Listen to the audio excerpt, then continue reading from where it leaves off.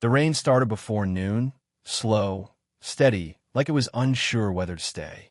By the time Elena opened the door, the porch was already slick, and the sky had that muted, gray look that made everything quieter than it should have been. Noah stood there, taller than she remembered, one hand still gripping the handle of a half-broken umbrella. His hair was darker now, maybe because of the rain, maybe because years had passed. She hadn't seen him since the wedding. "Hey," he said, voice low. "Tom said you could use a hand with the house." She nodded, a small, automatic gesture. Tom, her husband, had gone overseas for work 3 weeks ago. The roof had started leaking 2 days after. She'd mentioned it in a call. And now, apparently, his younger brother had come to fix it. The air between them felt off. Not tense, just too careful. "Elena stipidacide. Comín. You'll catch a cold." Noah smiled, barely. "You sound exactly the same." She didn't answer. Inside, the house smelled like coffee and paint, the scent of someone trying to keep busy. A mug sat on the counter, half empty, forgotten. Noah noticed the small things. The unwatered plants, the untouched second pillow on the couch, the sound of a clock ticking too loudly for such a quiet afternoon. "You really didn't have to drive all this way," she said finally, keeping her tone light. "I didn't mind," he said, setting his tools down. "I've been around." The pause lingered. She looked at him then, really looked. There was something heavier in his face, something that hadn't been there before. He caught her glance and looked away too quickly. They started with the leak. It wasn't much of one, just a small, persistent drip near the kitchen window. Noah climbed the small stepladder, sleeves rolled up, jaw tight in focus. She stood nearby, arms folded, pretending to check messages she wasn't reading. "You still at the university?" he asked, without looking down. For now. For now. It's complicated." He chuckled softly. "It always was with you." That landed heavier than he probably meant it to. Elena turned away, hiding the faint color in her face. "You were always better with words." "Not with the right ones," he murmured, almost too quiet for her to catch. She froze for a second, then said nothing. When the rain stopped, the silence inside the house didn't. The leak was fixed, but neither of them moved. He leaned against the counter, hands still damp, eyes drifting toward her like he was about to say something and couldn't decide if he should. "Elena," he said finally, voice careful. She looked up. "What?" He hesitated, lips parting, closing again, before letting out a breath that wasn't steady. "I think Tom sent me here for a reason he didn't tell you." The clock ticked once, twice, and then silence. Elena blinked, unsure if she'd heard him right. "What do you mean? A reason he didn't tell me?" Noah didn't answer right away. He wiped his hands with a small towel, eyes fixed on the rain-slick window like he could avoid her question if he just kept staring long enough. "I shouldn't have said that," he murmured finally. "Forget it. Too late." Her voice was calm, but something inside her tightened. He sighed, the kind of sigh that comes with a weight behind it. "Tom just said you've been distant. Thought maybe you'd need company. Someone to check in." Her laugh came out soft and tired. "So he sent you as what? The family babysitter?" Noah looked at her then, really looked, and for a second, it was too much, too honest. He didn't say it like that. But yeah, something like that. Outside, the rain had stopped, but the yard was still heavy with fog. From the kitchen, Elena could see the outline of the garden, the one Tom promised to finish before he left. A half-built wooden bench stood there, wet and crooked. "Figures," she muttered, mostly to herself. "You always hated when he left projects halfway," Noah said. She turned toward him. "You remember that?" He smiled faintly. "You think I didn't notice how you'd fix things when he wasn't around? The curtain rods, the shelves, even the garage door. You just don't like waiting for help." Something about his tone made her pulse slow for a second. "I just like things done right." "Yeah," he said, nodding. "I know." The silence that followed wasn't exactly uncomfortable. It was the kind that made you notice small sounds. The faint hum of the fridge, the creak of the floor when one of them shifted their weight, the way her breath caught before she spoke again. "You and Tom talk much these days?" she asked finally. "Not really." His answer was quick, almost rehearsed. "That's unlike you two." He gave a short shrug. "Things change." Her eyes softened. "That's not an answer." He looked at her, jaw tightening a little. Then maybe it's not my place to give one. There it was, that line she wasn't supposed to cross, that invisible wall between her and the family she'd married into but never quite belonged to. She opened her mouth, then closed it again. Noah stepped closer, lowering his voice. Elena, if I tell you something, you'll promise not to call him? She felt her chest tighten. That depends on what it is. He hesitated, thumb tracing the edge of the countertop, eyes flicking up to hers. Then maybe I should wait until you're ready to hear it. She frowned. Ready for what? He gave a half smile, the kind that wasn't happy at all. For why he really left. Elena stood still, her hand tightening around the edge of the counter. For why he really left? She repeated, trying to sound calm, but her voice betrayed her. Noah hesitated. His eyes shifted toward the door, then back at her, like he was reconsidering everything. It's not something I should be the one to say. Then why bring it up? He rubbed the back of his neck. Because pretending everything's fine isn't helping either of you. She let out a quiet, humorless laugh. You sound like a therapist. I'm not, he said, meeting her gaze. But I saw him before he left. And he wasn't himself, Elena. The words hung there. The kitchen suddenly felt smaller, like the air had thickened between them. She turned toward the sink, pretending to rinse a cup just to have something to do with her hands. He told me it was a work trip. Said it'd only be a few months. I know. Then what? Noah leaned against the counter beside her. He didn't tell you where he was really going, did he? Her heart skipped, but she didn't answer. He sighed. He's not just working. He's figuring things out. Figuring what out? I don't know, Noah admitted. But he looked scared, Elena. And that's not like him. The word scared hit harder than she expected. Tom had always been the steady one, the planner, the calm voice when she wasn't. The idea that he could be hiding something made the back of her neck prickle. Later that evening, the two of them sat in the living room, the only light coming from the small lamp by the couch. The rain had returned, softer this time, steady against the window. Noah scrolled through his phone, then set it face down. He's not answering my calls anymore, he said quietly. Elena looked up. When was the last time you heard from him? About a week ago. He sounded tired. She swallowed hard. Did he say where he was? He shook his head. No, just said he was sorry. Sorry for what? That's the part one can't figure out. A long silence followed, the kind that starts to feel like a third person in the room. Finally, Elena spoke. If there's something you're not telling me, Noah, I need to know. He turned to her, his face caught halfway between honesty and restraint. I think he's keeping something from both of us. She frowned. Both? Yeah, he said softly. And whatever it is, it started before he left. The clock ticked again, the same slow rhythm from the first day he arrived. And for the first time, Elena wasn't sure who she was supposed to trust anymore. That night, the storm didn't let up. The wind pressed against the windows, the gutters rattled, and somewhere in the attic, a loose shingle tapped in an uneven rhythm. Neither of them slept. Elena sat at the kitchen table, hands wrapped around a cold cup of tea. Noah paced, phone in hand, screen lighting up his face every few seconds. Always the same result. No new messages. Finally, she said it out loud. You think he's in trouble, don't you? Noah stopped pacing. I think he's hiding something. Trouble maybe. Or shame. Shame. He nodded slowly. Before he left, he told me something wasn't adding up at work. Money issues. A deal gone wrong. He said he'd fix it before you found out. Elena blinked. He told you that, but not me?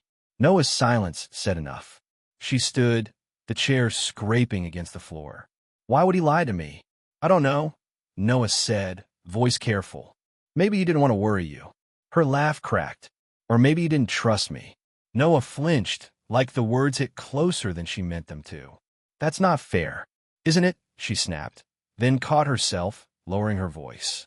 You don't know what it's like being kept out of your own life. He stepped closer, quiet, deliberate. I know more than you think. The lights flickered once, then again. A fuse popped somewhere down the hall. Noah grabbed a flashlight. I'll check the breaker. I'll come with you. They moved through the narrow hallway, shadows stretching long against the walls. The house felt colder now, emptier, as if it too was waiting for an answer. At the bottom of the stairs, Noah turned to her. When Tom left, he asked me to look after you. Not just the house, you. Elena frowned. What does that mean? He hesitated. He said you try to handle everything alone, and that if something ever came up, anything, I should tell you the truth, even if he couldn't. Her chest tightened. The truth about what, Noah? He looked at her, and for a brief moment, she saw fear flicker across his face. That's what I'm trying to figure out, he said quietly. But I think whatever he's caught in, it's not just work. Thunder cracked, loud enough to rattle the windows. Elena's phone buzzed on the table behind them.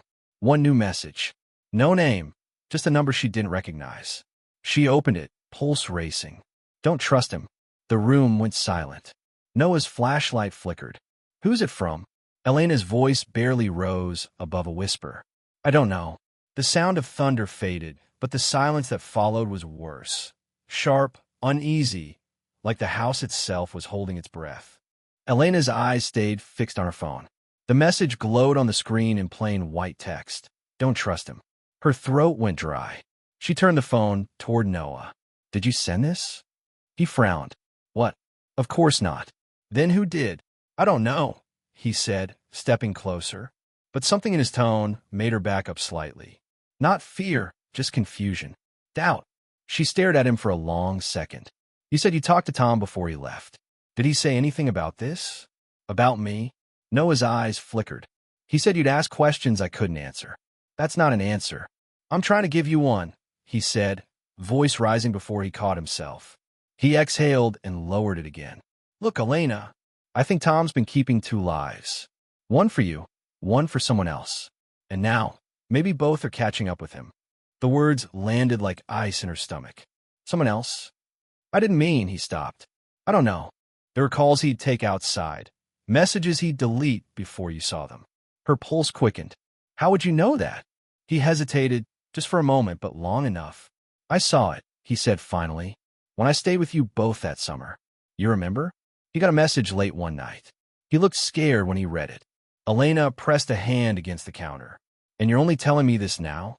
I thought it wasn't my place, Noah said quietly, until he disappeared. The phone buzzed again. Another message, same number. He's not where you think he is.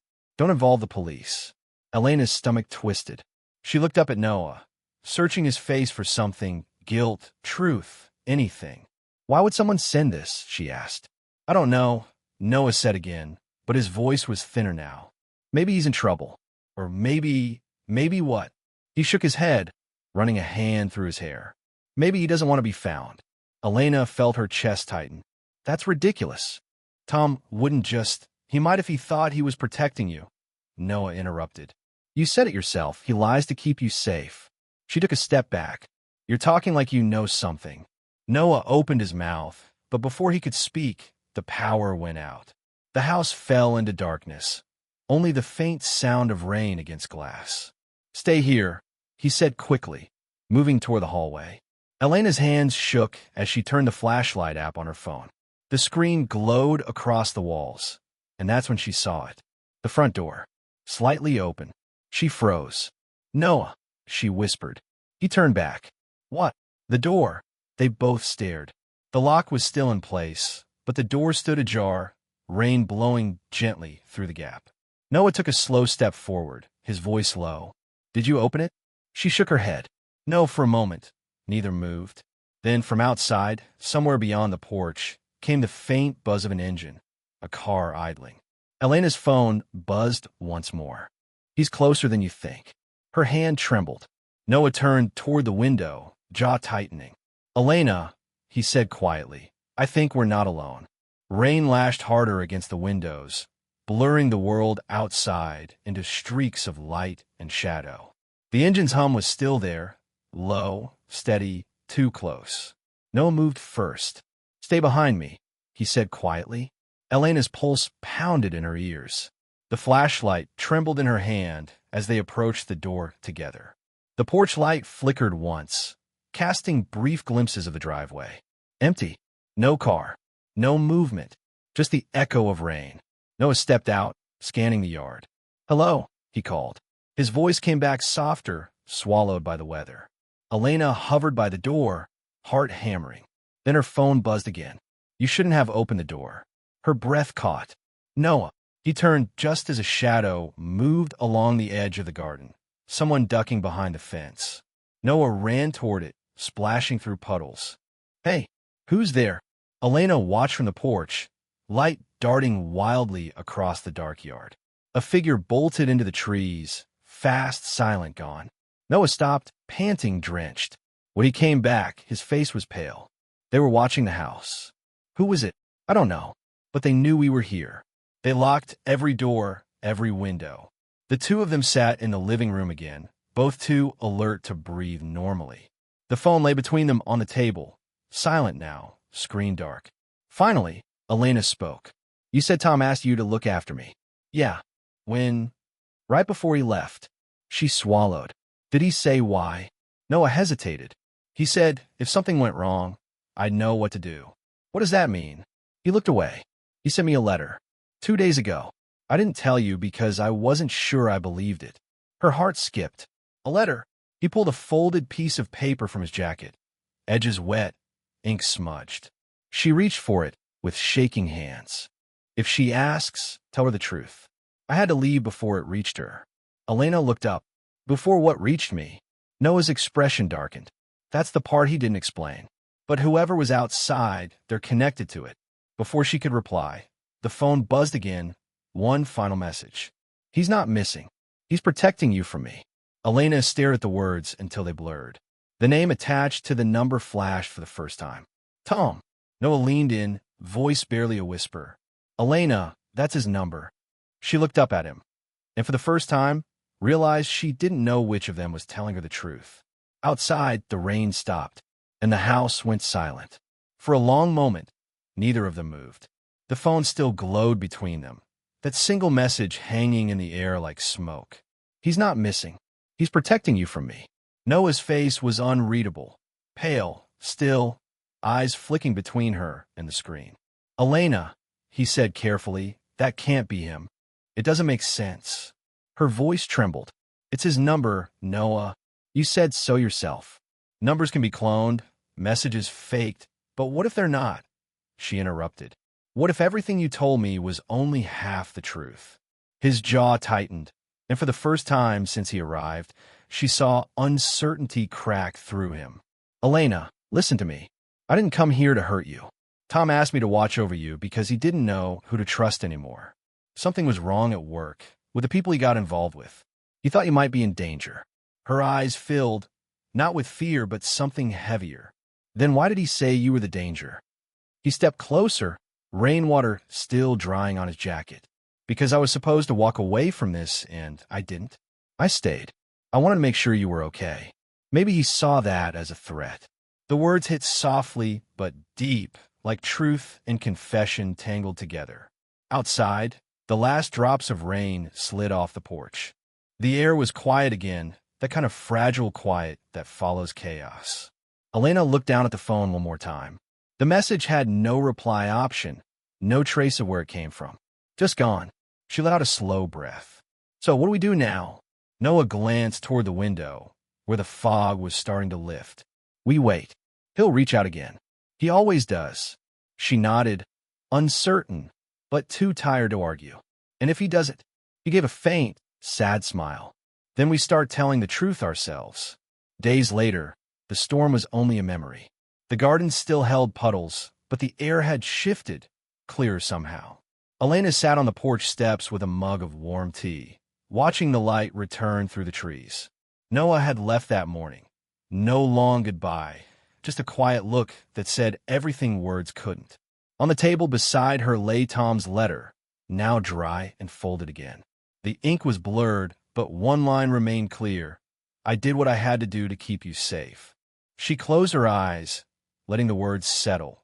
Neither comfort nor closure, just something she could finally live with. The phone buzzed once more, a single notification lighting the screen. No number this time, just 3 words. You could stop waiting. Elena didn't open it. She just sat there, watching the sun break through the clouds. And for the first time in weeks, the house felt still and almost peaceful. The end.